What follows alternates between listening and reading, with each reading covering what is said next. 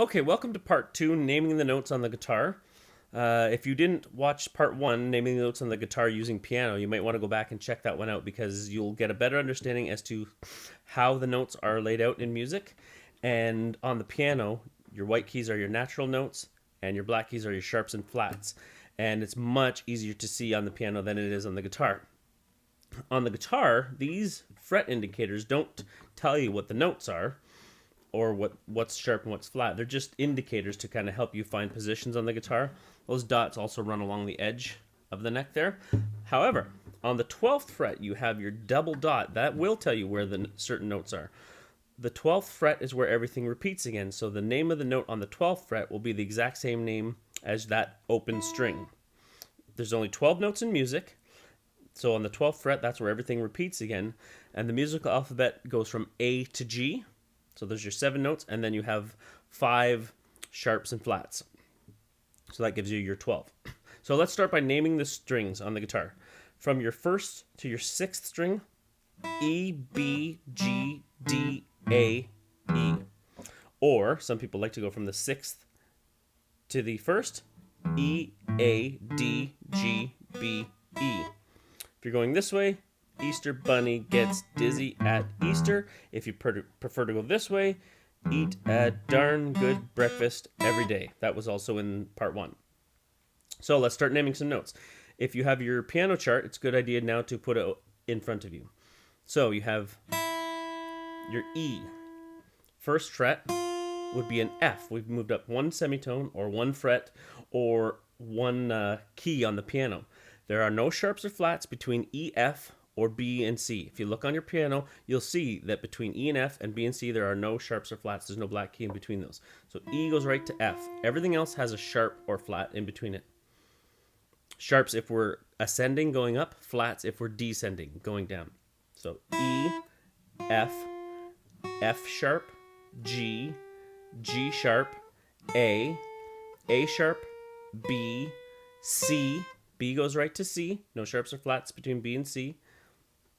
C sharp, D, D sharp, E. Back to E. 12th fret, E, same as your open string. The strings are named for the pitch that they produce. So if I hit an E on the guitar and I hit an E on a piano, they'll be the same note. That's how it's tuned. That's how the guitar is tuned in standard tuning. That's why they're named those notes, because they're tuned to those pitches.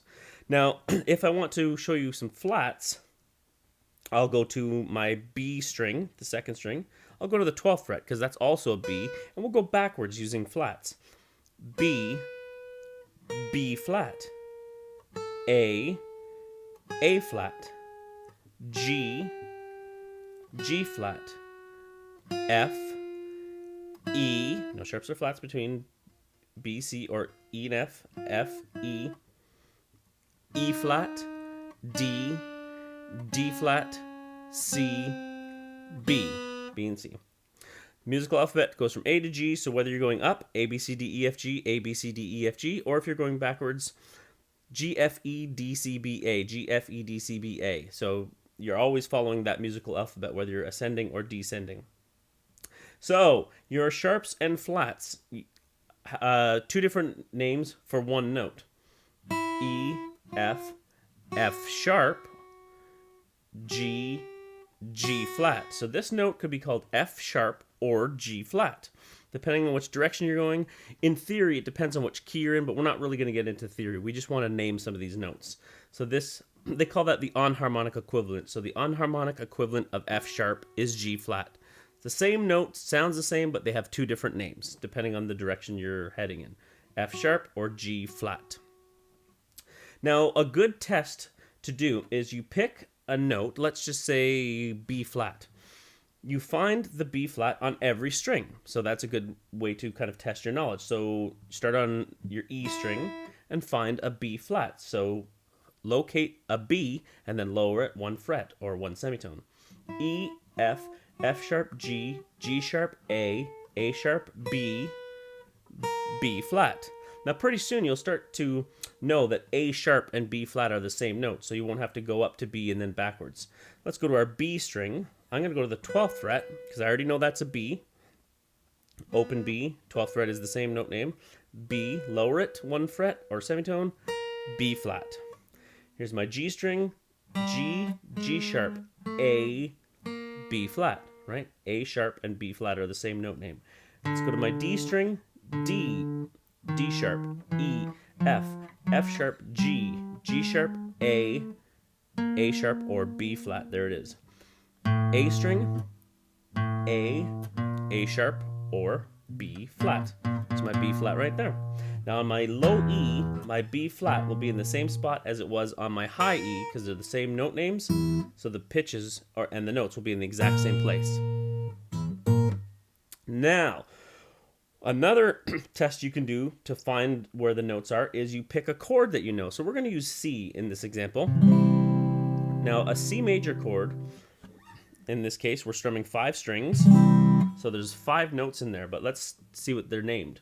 So this note here is C, A sharp, B, C. This one here is E, D, D sharp, E. It'll take you a little bit longer to find these, but I'm just naming them because I know what they are, and I'll show you by example here.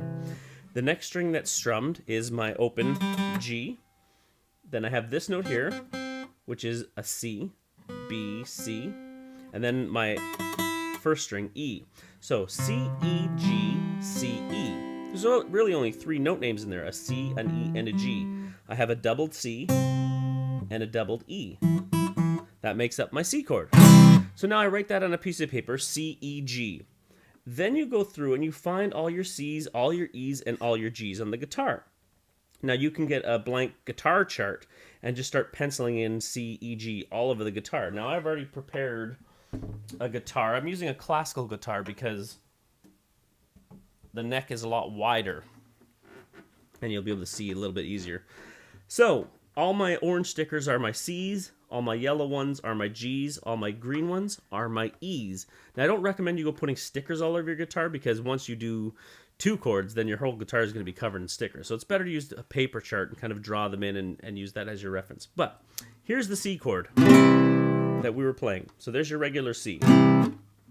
C, E, open G, sorry, C, and E. Now all these other notes are available to me if I want to make other C chords. So here's C, here's another version of C. Or maybe add this note up top. These are all versions of C that are available to you, ones that you might not have thought to use before. Or maybe you've seen someone play them before and just haven't really thought about it. Oops. So all these different shapes you can use to make different C chords instead of always relying on this. Now imagine you have a second chord in your song, which of course you will. Let's say it's a D chord. You find where all those notes are, you learn what the names of them, chart them out all over the guitar, and then you'll find different shapes for that chord. Now your song is going to sound that much more interesting because you're not always following the standard shapes.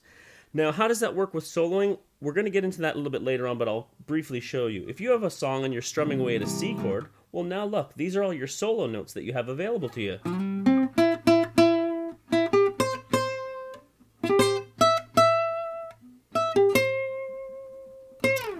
And they will all sound great over a C chord because they're all part of the chord. So you're never going to hit a wrong note when you do that.